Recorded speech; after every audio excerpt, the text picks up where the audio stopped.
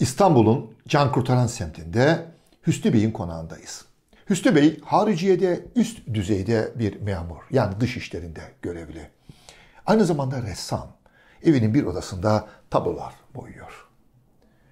Ve o akşam iftara misafirlerini bekliyor. Bir Ramazan gecesi Hüsnü Bey'e konuk olduk. İftar yapılıyor, herkes karnını doyuruyor, oruçlar açılmış ve sıra geldi diş kirasına. Eğer iftar veriyorsanız konuklarınıza, iftardan sonra mutlaka onlara hediyeler sunmalısınız. Ve Hüsnü Bey diş kirası olarak her Ramazan, her iftar sonrası konuklarına tiyatro bileti armağan ediyor. Ve iftardan sonra kalkıyorlar, Şehzadebaşı'na, tiyatroya gidiyorlar, dram tiyatrosuna.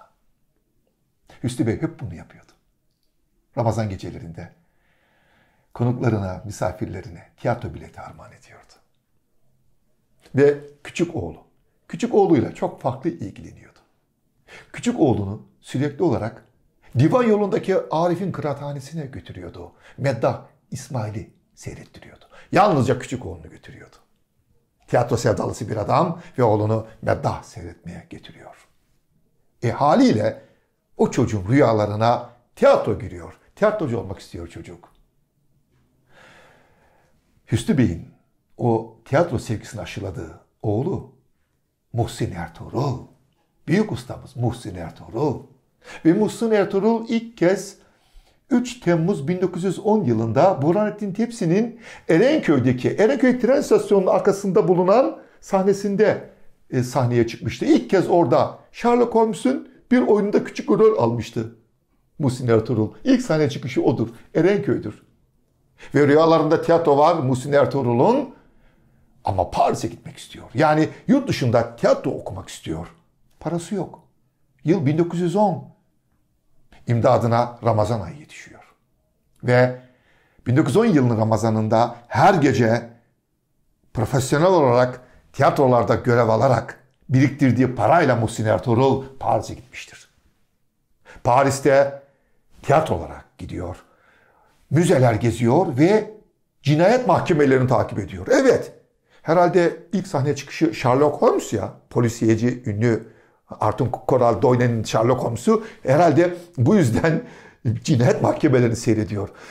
Muhsin Ertuğrul'un Paris'teki cinayet mahkemelerine gitmesinin nedeni sadece dili Fransızcayı geliştirmek için değil, orada gerçek hayat dramlarını gözlemliyor. Bir yanda öldürülen insanın yakınları, öte yanda katil, onları gözlemliyor. Sonra geri geliyor İstanbul'a. Darülbedai kurulmuş, orada sahneye çıkıyor ama bu kez rüyasına Berlin giriyor. Berlin'e gidecek ve Berlin'de tiyatroyu araştıracak. Aynı zamanda sinemayı öğrenecek. Parası yok. Bu kez imdadına 1917 yılının Ramazan ayı yetişiyor.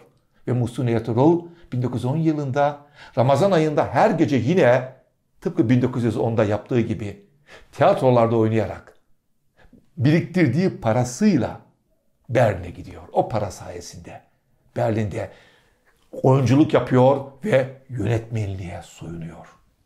Sinema yönetmenliğini öğreniyor.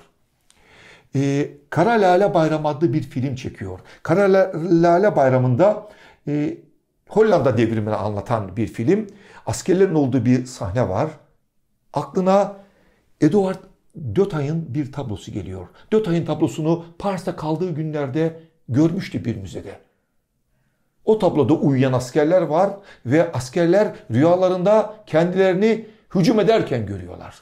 Yerde yatan uyuyan askerler ama tablonun üstünde bulutların arasında aynı askerler hücum ediyor.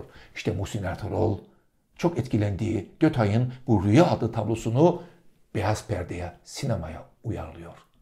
Bu resim sanatının sinema sanatına ilk uyarlandığı filmlerden biridir.